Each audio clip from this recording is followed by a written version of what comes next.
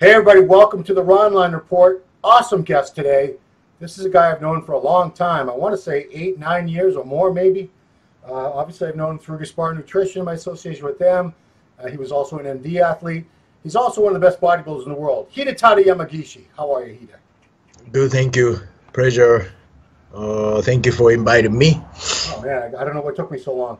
Well, what took me so long is I heard a rumor last week that the invites were or the applications for the Arnold were all in, and that you had applied for the Open, which I was so happy to hear. So this is true. Can you confirm that you're gonna go for the Open?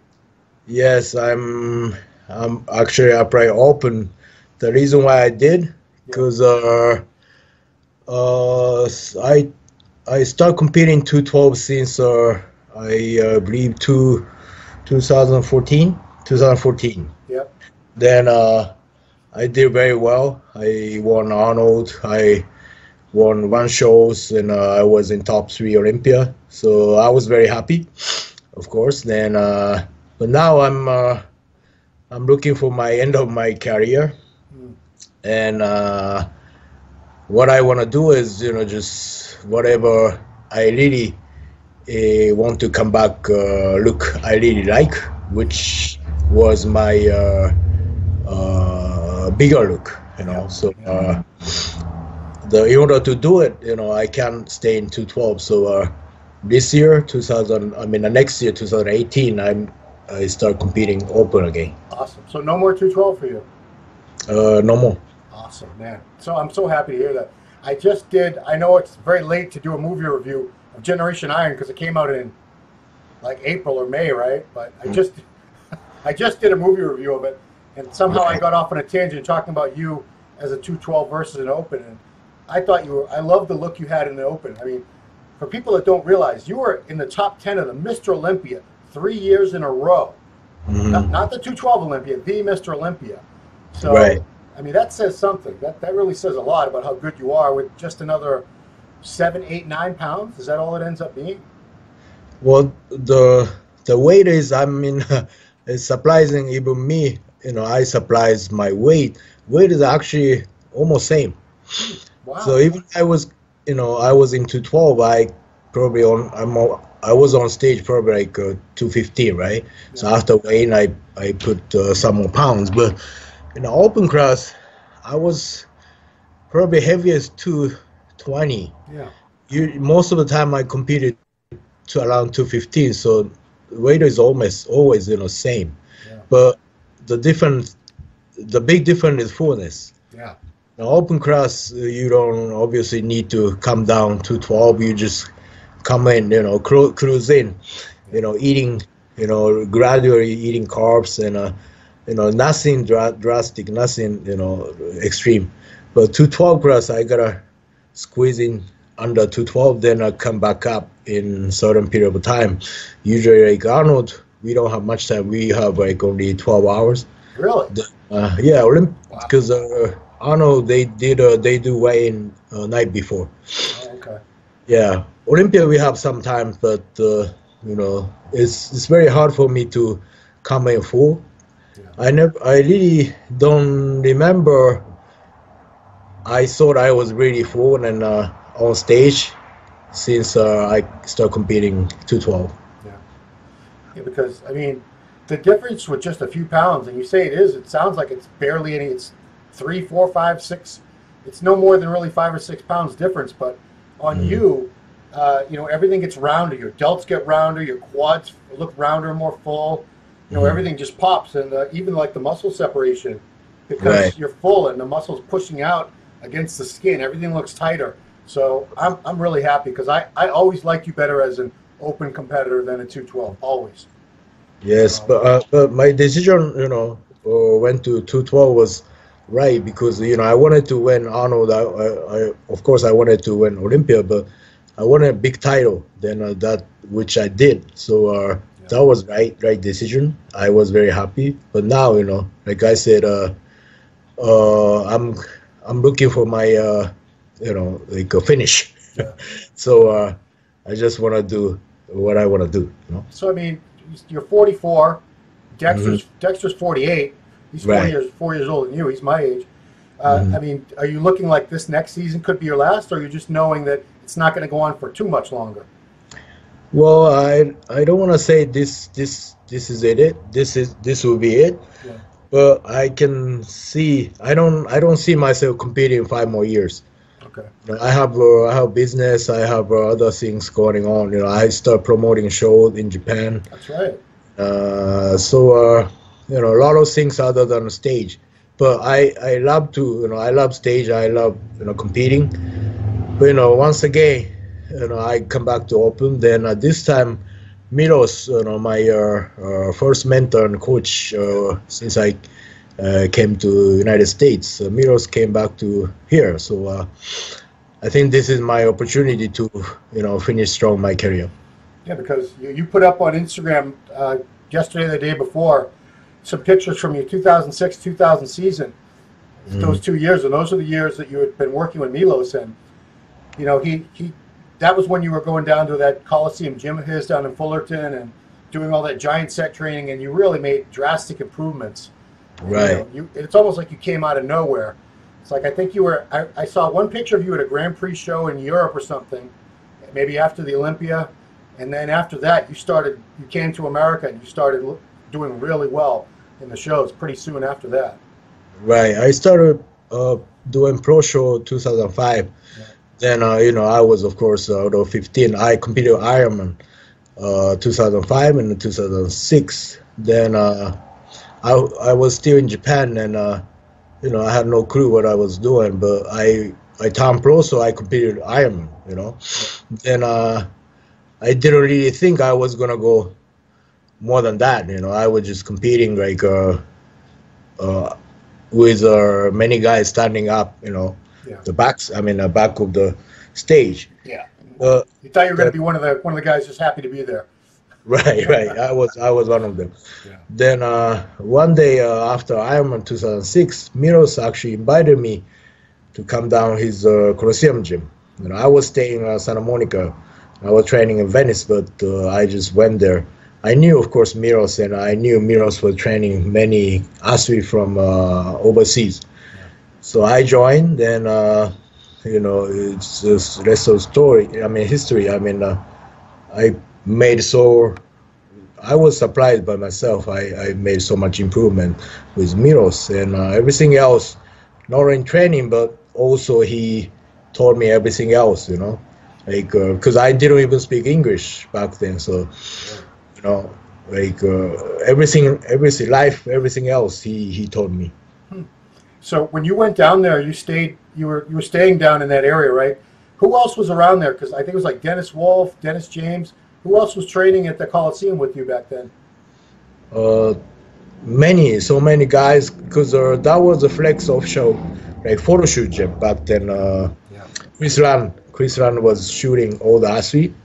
You know, after every single show, so many guys come in, and but training wise, yeah, Dennis Wolf, Johnny Jackson. One Olympia we trained, that was 2007 Olympia, we trained together for whole years, Dennis and Johnny and me. Oh wow! I think there was photo shoot. I think Chris Lund actually did a photo shoot of all three of you guys trained together at one point. Right. Yeah, we did, yes. What were those workouts like? Because that was a different style. Like nobody trains like that with those like 10 exercises in a row back to back. Was that like a shock to your system? Yeah, it's actually Miros actually don't show everything in video. It's a lot more than giant set. But if you talk about giant set, it's combination of all the machine. I mean, all the angles. Yeah. For example, like legs, we do like 10 exercises in a row. You know, from squat to leg press to hack squat and lunges, everything else. But he just tell us, okay, squat explode, leg press slow, different tempo and stuff. So it's not just 10 laps or 10 exercise 100 laps. It's a lot of laps, but different tempo, different speed. So it's a lot more than people can see from video, but it works I see a lot of guys, improve a lot. I believe that 2007, Dennis and Johnny kind of looked the best, Yeah. in their career. Yeah, that was the Olympia where they said they would never put Dennis next to Cutler because he was better than Cutler that year. But I think he ended up fifth, Right, if you right. remember.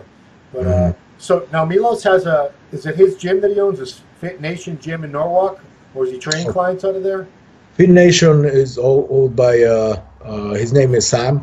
He was training at actually Colosseum gym.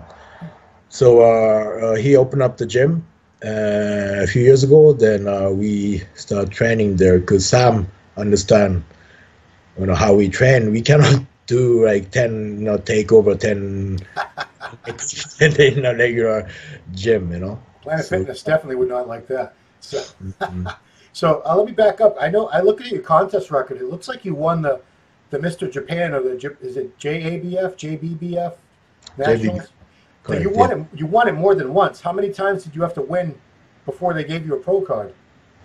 Well, the at that time, JBBF the told me if I win Mr. Japan one time, Mr. Asia one time, then a top five in World Championships. So you had to do That all was that. You had to do all three of those things. yeah, that was the thing I gotta do. Then I did it, so I probably pro God. Okay. Because I believe you're the first bodybuilder from Japan to ever compete in the Mr. Olympia contest. But Correct. I think you're only the second pro bodybuilder ever out of Japan. Is that right? Because I remember a guy that I knew back in the old days, Katsumi Ishimura. Katsumi, yes. Katsumi, he owned a health food store on the Main or Pacific and stuff, and so he was. Right, But you're definitely the first one to get to the highest levels as you have. right. I mean, you won it Yeah, all. actually, couple guys you should know. You must know Shigeru Sugita. I've seen the photos of him. Yeah. Yes, and Kozo Sudo. These guys are actually competed in IFBB. These guys competed in NABA, but I think they competed IBB too. But after them, Katsumi was actually only one competing recent IFBB. Yeah. Then me, I'm the only one did Olympia so far in Yeah. Arnold. You've done very well. So I want to give people a little history because I haven't talked to you about your early days in a long, long time. So just real quick, can you tell us how did you become a bodybuilder? How did you get interested in all this? I was playing. I was very active all the time when I was a kid, and I was practicing martial arts, judo, and kempo, which is like striking. Yeah. Things like same kind of like karate. But I love it, martial arts, and I started playing rugby, football. Hmm. Then in high school, that's when I started doing some weight, bench press and stuff. And back then, 30 years ago, there was, it wasn't like now. It was weight training was kind of rare thing. People don't really, never really done it over there. Yeah. So the first time I saw like weight, bench press, stuff like barbell and dumbbell, it was high school, and I started doing it, like playing around, and I saw my body was changing quick, much faster than other kids. So I fell in love.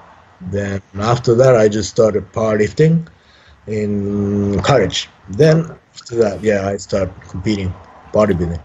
So how old were you when you started competing in bodybuilding?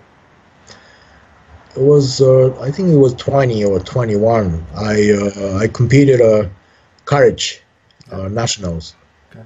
So Then you were not an overnight sensation. You did it for a little while before we found out about you over here in America. right, 10 years. It took me 10 years to Wow. turn pro.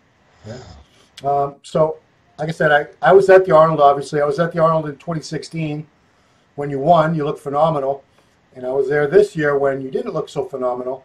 And then I just watched Generation Iron 2, and it all brought it back to me. So I have to ask you, did something go wrong with your prep, or did you just not fill out at the last minute? Because that was not the Hide that I'm used to seeing. And I wanted to ask you why, but we haven't talked since the Arnold.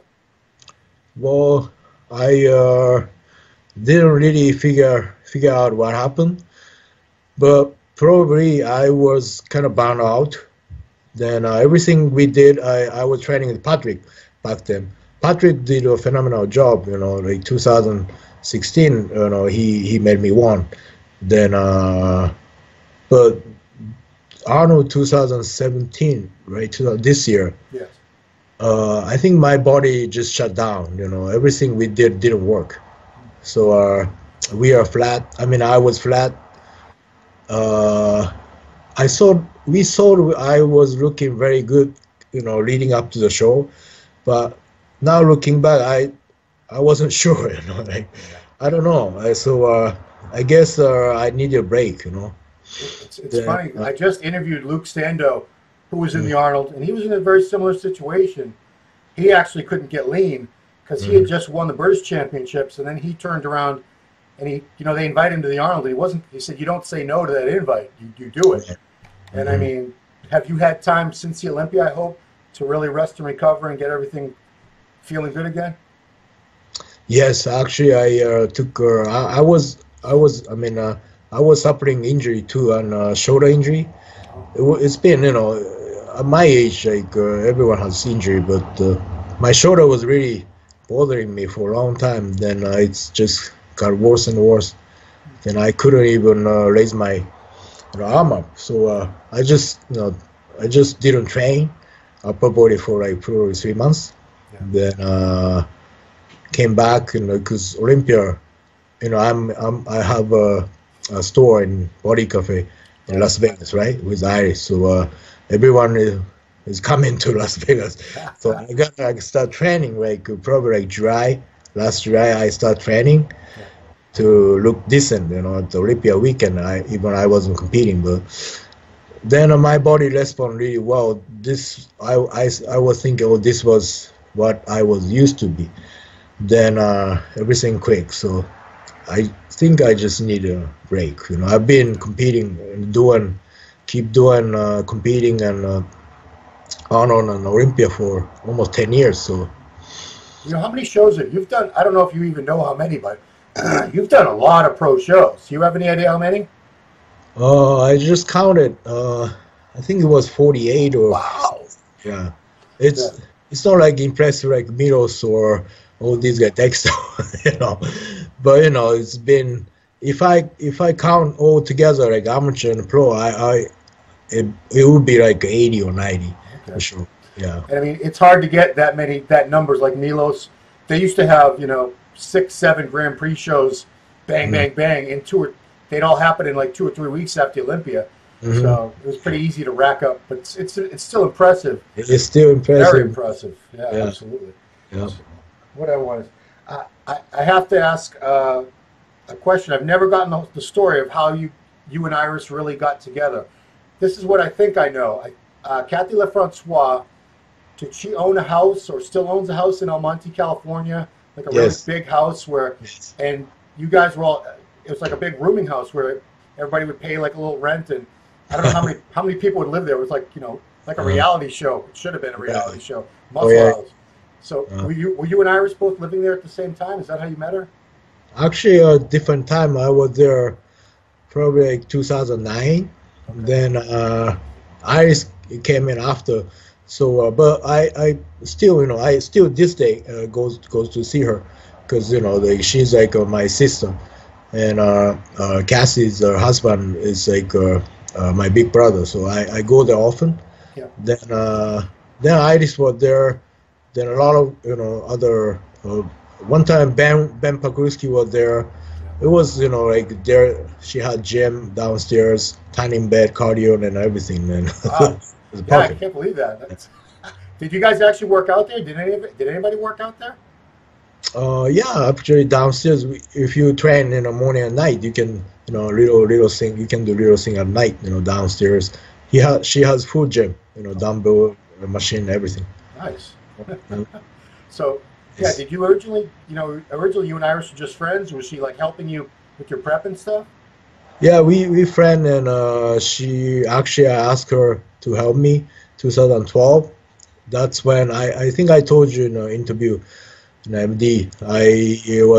I never had strider glute. I had little, little like wrinkle, wrinkle like striation on my glutes, but I never really strided like Iris. Yeah, she So always had striding glutes, always. that was now it's standard.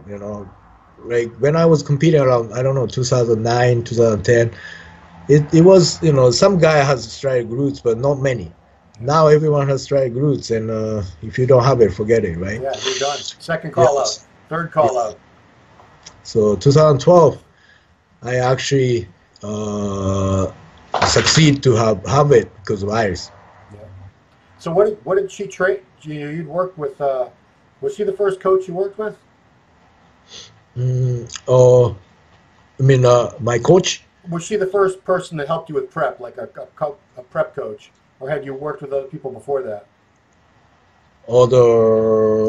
My first prep coach was Milos, right? Oh, Milos, that's right. Yeah, so, Milos, sure. What did Iris really change that allowed you to bring your condition to that next level that you hadn't had before? Well, she had me a lot of glutes exercise, of course. I never really done it besides squat or leg press. I never really done anything direct to glutes. Yeah. But she had me done all these bikini girl exercise. But I thought it was for girls, but it's so hard. if you try it, these barns are crazy. So I still I don't like them. Right. But it makes a lot of difference. Okay, cool. So how did you start dating? How do you go from that kind of relationship, which is a professional relationship, to romance?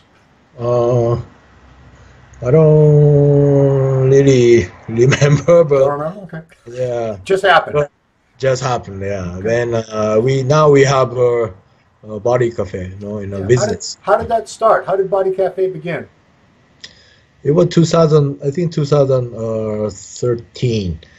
I start kind of going to Las Vegas to training, and this gym, City Athletic Club, I found the empty space, in the gym.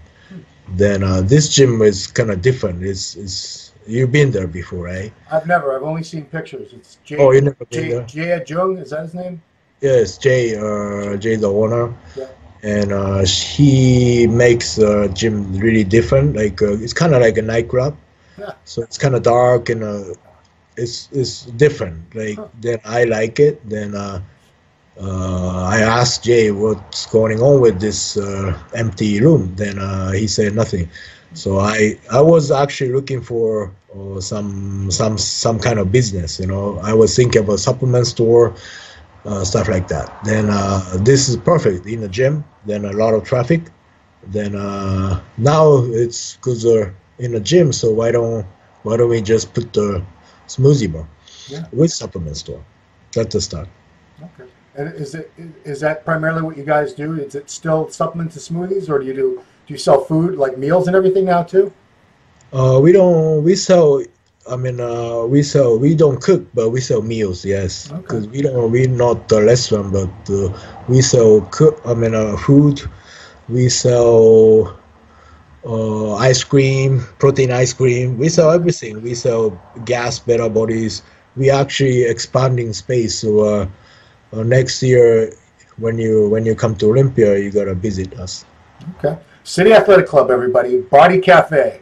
Body Yes. Cafe inside the City Athletic Club. Make sure you go. So how much of your time does this take up? What's your typical day like? Because I know you got to get your own training and stuff in too. So when I'm in Las Vegas, I pretty much go to gym Ari, like 6 or 7. Then I train before store open 8. Then I pretty much work in the morning portion and Ari afternoon. Then Iris come in later. So I'm the morning guy, so morning person. So I just get done everything in the morning. Then at night I just go home. Okay.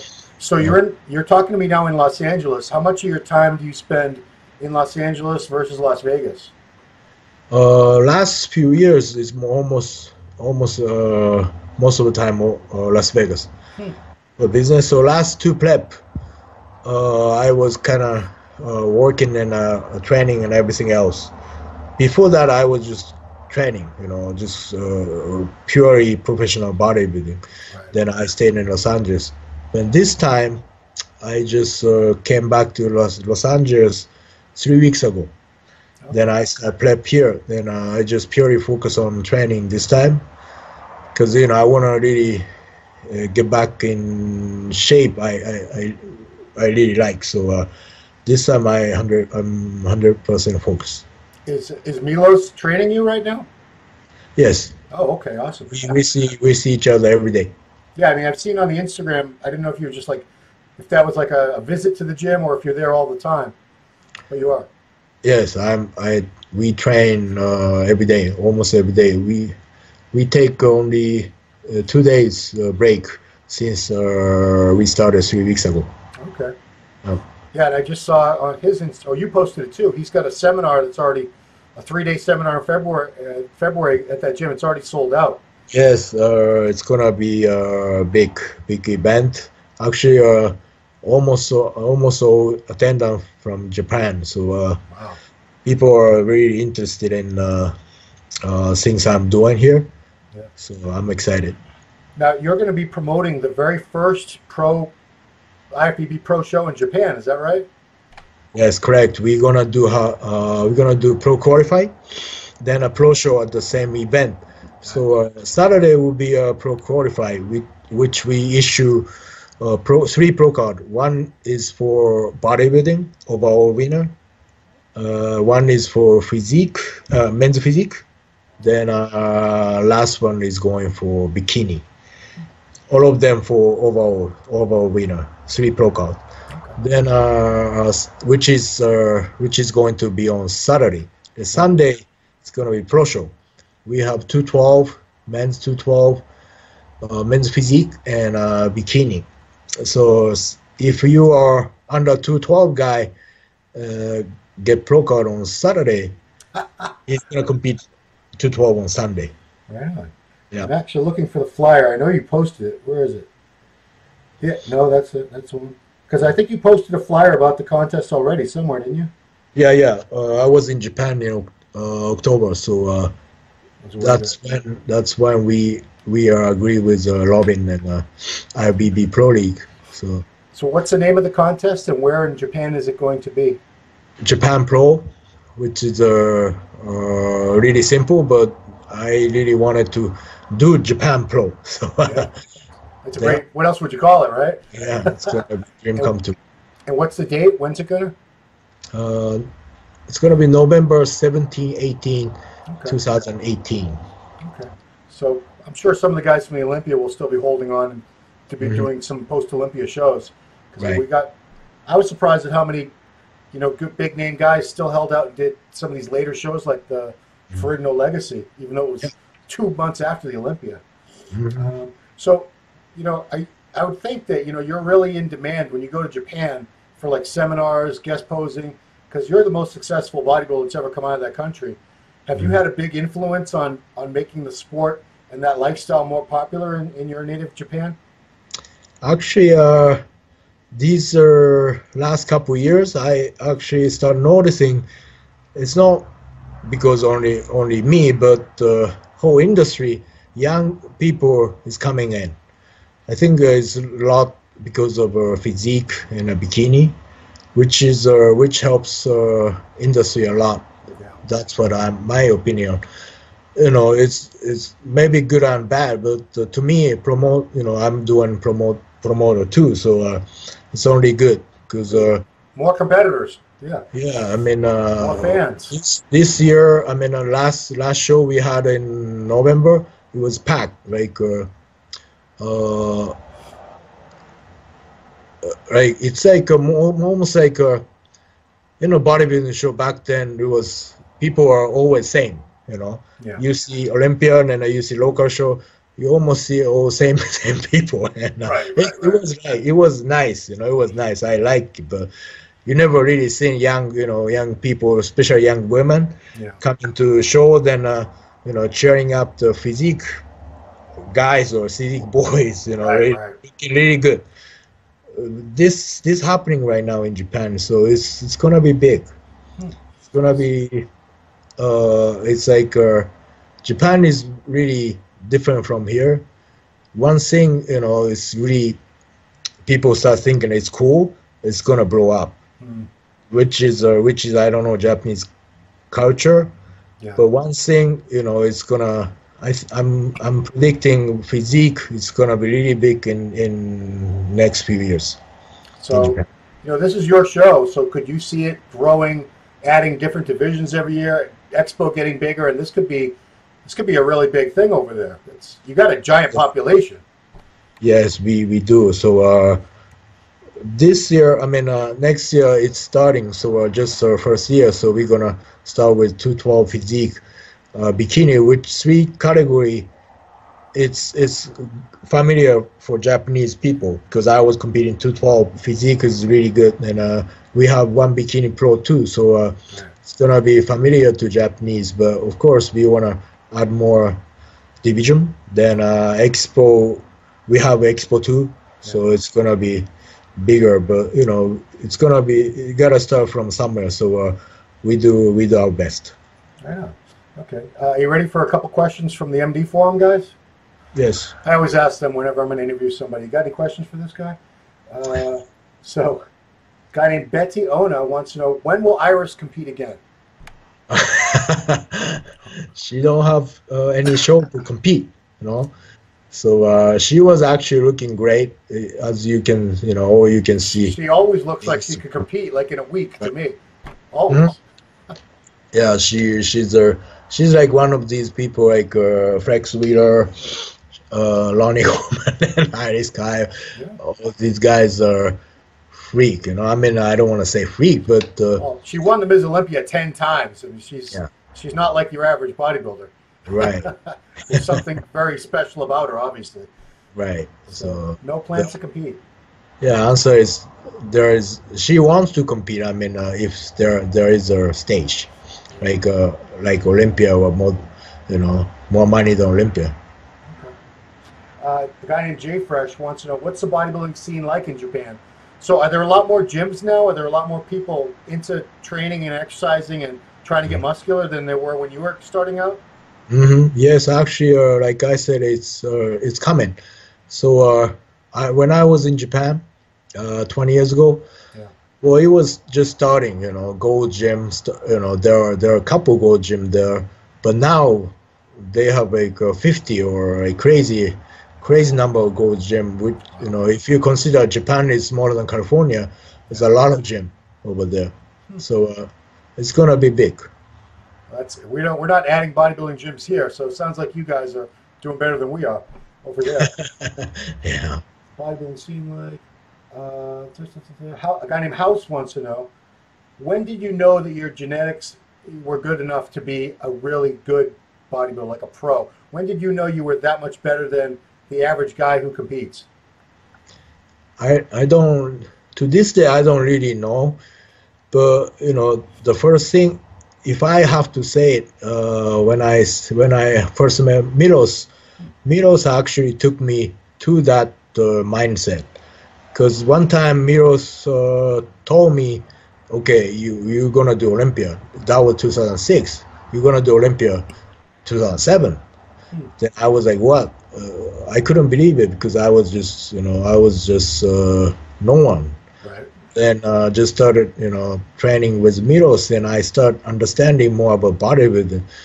Like, I feel like I was beginner, But next year I was actually competing. I was on Olympia stage, so he brought me, to that. He just gave me that, belief. I started believing myself.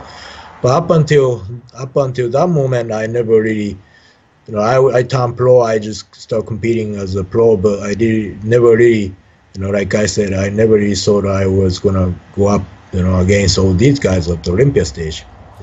So. Dale, you've worked with a few coaches. Charles Glass, you trained with him for a while. Mm-hmm. I think Eric. What was his name? Eric. Eric Diroro. Eric. What's his name? I'm sorry, Mr. Canada. Eric. And obviously Patrick Tour. Did he ever train you, or was it just nutrition coaching? Patrick, yes, yes, I and, did. and Yes. obviously Milos.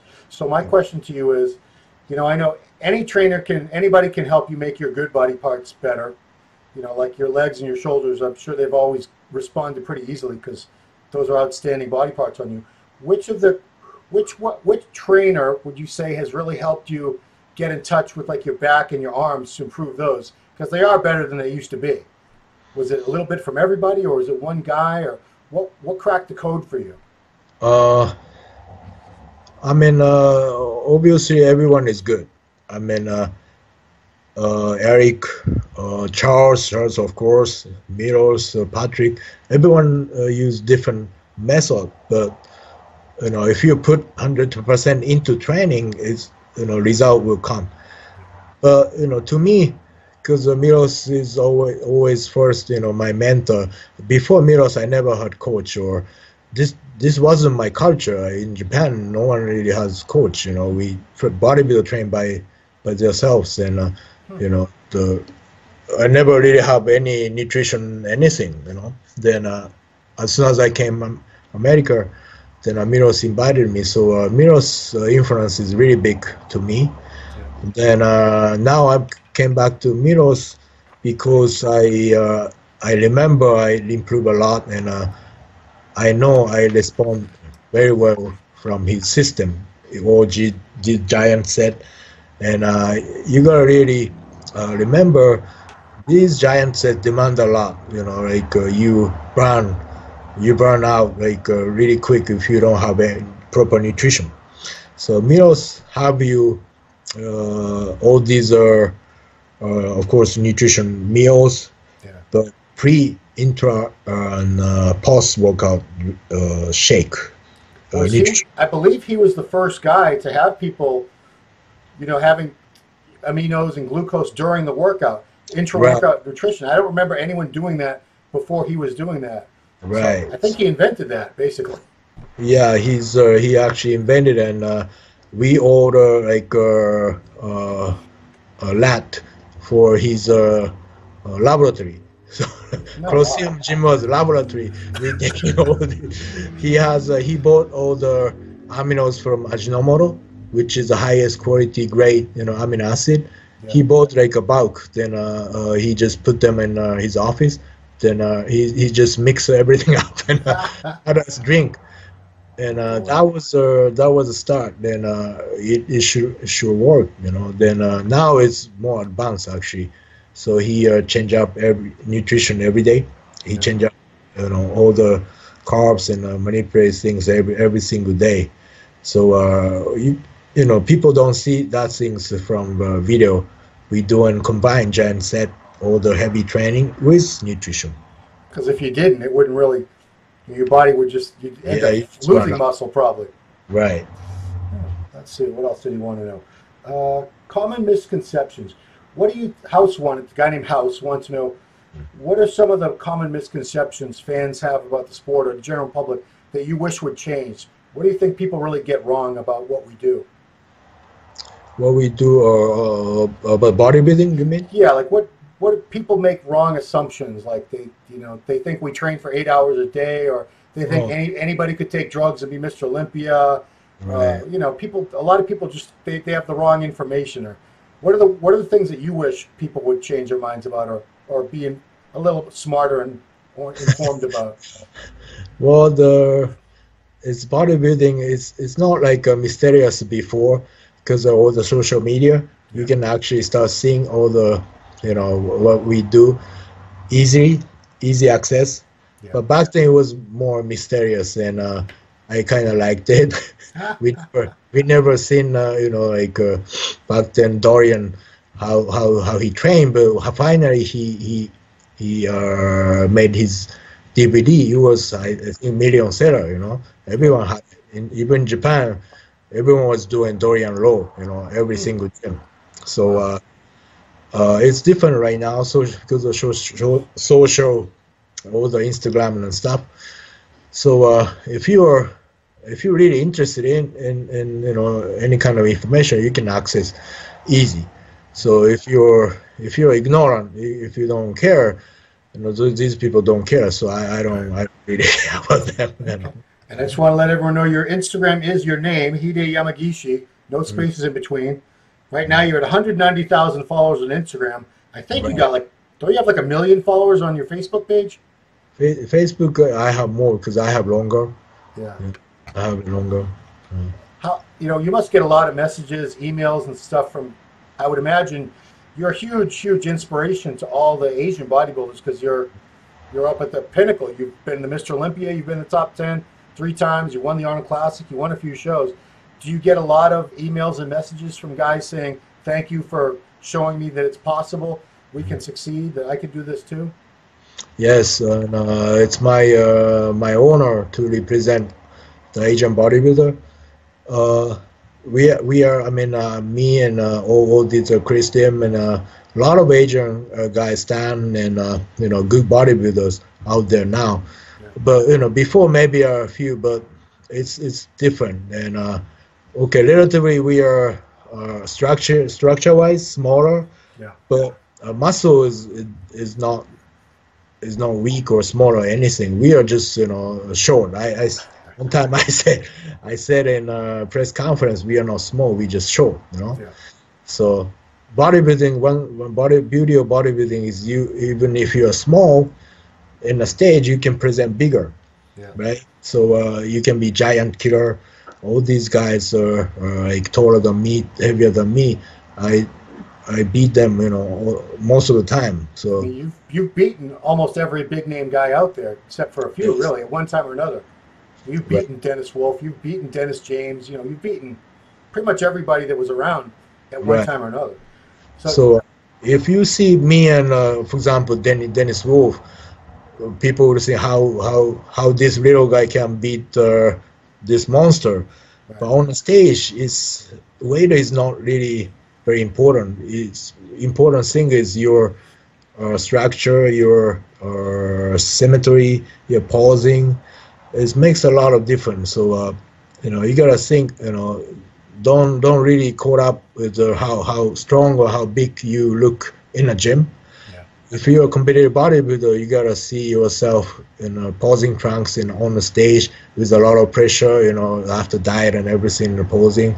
So it's totally different animal. So they're not going to get rid of the 212 division no matter what me and you talk about right now, but do you really see a need for a 212 division? Because we have guys like you that were around 212, and you were, like we just said, beating guys that were 240, 250, 270 pounds. We have William Bonac, who was a 212 guy, switched, and look how well Bonac did this year. He was kicking ass. And, in the past we had guys like Lee Priest, Mohammed Ben Aziza, Lee Labrada, tons and tons of guys who were shorter and lighter, but it didn't matter. Good physique is a good physique. Do you believe that there's really a need for the 212? Could most of these guys do well in the open if they really wanted to? I believe so. Most of the top 212 guys, Flex, Jose, Guy, and like my height, Charles Dixon, all these guys are huge. If they come up, if they compete like 220, they will look monsters. Yeah. They actually look worse when they compete on a stage. So of course they can do very very well in open, but I think 212. Like it's like back in the day they have like Franco's class and Arnold class, right? The lightweight and heavyweight Mr. Olympia. Right, right. Yeah, so I really want Robin start doing how we call it, pulse down. Between the 212 and the open. Right. Flex would be really good with. I want to see it, Flex and Phil. Well, I say you look better. To me, you look so much better at 220 than you do at 212. Oh, yeah. Every time I follow Flex Lewis's Olympia prep, at about 4 weeks out, I'm like, oh my God, look at Flex. So full, so round, boom. And then I see him at the Olympia, I'm like, that's a guy that I think would look so much better at 225 than he does at 212. Yeah, pretty much all these top guys, top 212 guys, they look so much better, 5-10 pounds heavier. Now, this is going to sound like a weird question, but I don't know who to ask, and maybe you don't have the answer. I've never seen an Asian bodybuilder with skinny legs, and especially never small calves. always Mhm. big calves. And some of these guys, you have great legs, great quads. We've got these couple guys out of Korea, South Korea now with these Right. monster legs. Yeah. Do you guys just train legs hard? Do you think you have better leg genetics? What do you think this is? Oof. No idea, seen- right? I seen Japanese guy with small legs for sure. Oh, okay. Yeah, I didn't know that there were any. I guess the Asian guy came up because they have good legs. That's why they came up. Okay. You Okay. know? I know it was a silly question, but I've Yeah, always but wanted to ask someone who might know. Yeah, but I don't have great calves. I built them, you know. Yeah. So I train. My calf was really small, like nothing. Then I Really? built them like 20 years, and it's still, long way to go, but it's okay.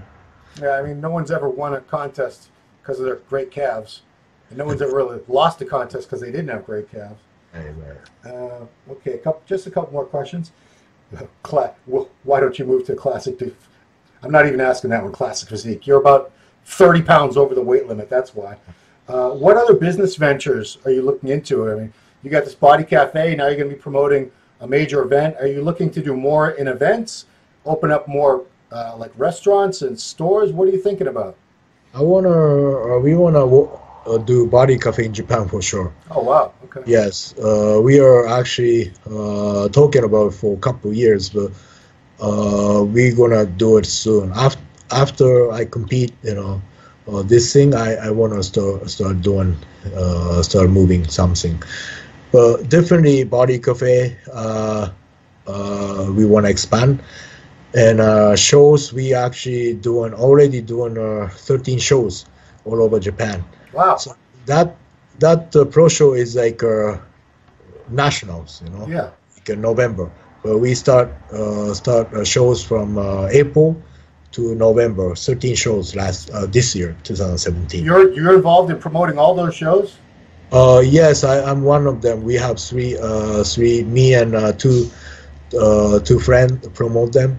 Good So job, man. That's a lot of shows. It's been 4 years. So Wow. next year it will be our biggest because we have pro shows. So it's gonna be actually a couple more shows. So these things are getting busier, and of course, in NPC here in the States, I wanna do shows. Actually, we are talking to NPC chairman in Nevada. Oh wow. Yeah, it's maxed out here. We can put more. No more shows. So we're just waiting. Okay. Yeah, I mean it sounds like you got your hands full with that's 13 amateur shows and a pro show in 1 year. Yeah. That's a lot of shows. You've also been with Gaspari for almost 9 years now, I believe, right? Since 2009, which is rare. It's rare for any athlete to be with any company that long. Why has it been such a good fit with you and Gaspari Nutrition? First of all, I think I always think Gaspari rich because he is, of course, he's former Mr. Olympia, top bodybuilder. Yeah. So he knows what we are doing, bodybuilder, but he put this way, he don't spoil us. He have us work. I know. And I don't do it anymore, but the first few years I was doing demo. Right. Every week I went to this store, that store, and then demo 3 hours, like weekend. But I was very happy because back then it was different day. Almost all toppers it has supplement company, and some of them just getting checked just sitting on a couch training, right? That's right. Muscle Tech was doing that. Right. They love throwing money in. I was watching these guys, but they are all gone. Then they just let these athletes go. But Gaspari, Rich, never done it. Even Gaspari went to bankruptcy one time. Then I seriously thought they had to let us go. Right. But they just keep keep mean and keep other athletes. So I just gotta give it back. I just gotta work hard for them. I just do whatever Rich say. I just go each fleet said go there, I just go. You know? Yeah. Yeah. No, you. That's the only reason I got to train with you ever was because you did a Gaspari demo at a place, a couple miles away from my house. Right, right, So right. I stole you away and said, "Let's go get some sushi and go work out." So Right. thank you, Rich, for that opportunity. Yes. So last question, Hide. What is your favorite part of bodybuilding, and what's one part of bodybuilding you would improve or change if you had the power? Oh yes, I love everything about bodybuilding, since day one. And it's been because I started competing, let's say 20, it's 24 years Wow. already, but never really bored. I usually I get bored so quick. Anything else I never really, continuously doing anything. But bodybuilding is I don't know what's really attract me, but I think you same. You just never bored. Yeah. So I love everything about bodybuilding. Negative thing about bodybuilding, I can't really find it. Of course, competing, you sometimes you win, sometimes you look like shit, like like my last show. It happens to But everybody. yeah, it's all process, Yeah. all process, and you can give yourself one more time, one more chance all the time. Then this is my hobby, this is my love, then this is my job, so this is perfect. Yeah. Like even if, without bodybuilding, I never came to this country in America. I guess some American people, take it for granted, but this is the best country, by far. Yeah. So that's why I'm here. Japan is, of course, good country, Of but course. this is by far the best country for me. So I'm really blessed and fortunate to have all this support like you and like Gaspari, Miros, Iris, Body Cafe, everything else. I'm so blessed. Yes. We're glad that you came to America and stayed here, Hide. Believe me. Thank you. You're one of the good guys. Like I always say, there's not many guys that I can say. I've never heard them say anything bad about anybody else, and I've never heard anybody say anything bad about this guy. And you're one of those guys. I've never heard you say one bad thing about anybody ever. I've never heard anybody ever say one bad thing about you. So that tells you must be a pretty good guy. Oh, cool. I think you're a good guy. That's cool to hear. So we're very excited to have you back in the open at the Arnold. I can't wait to see how you look, nice and full, crisp. The Hide that used to crush all these 250, 260-pound guys. That's Right. what That's what I want to see him again. So I'm glad that you're doing this. Really glad. Thank you. So thank you so much for taking the time, Hide. Our viewers really appreciate it. We're all rooting for you. We're going to be following along, watching you prep for the show. Make sure you check out his Instagram, and if you go to Las Vegas City Athletic Club, you've got to check out the Body Cafe right inside there. And wishing you the very best in all your ventures. Iris as well, wishing her the best. Thank you for taking the time, Hide. Appreciate it so much. Thank you, Ron. I appreciate it. Thank you very much, guys. All right, for the Ronline report, it's been Ron Harris with Hidetada Yamagishi.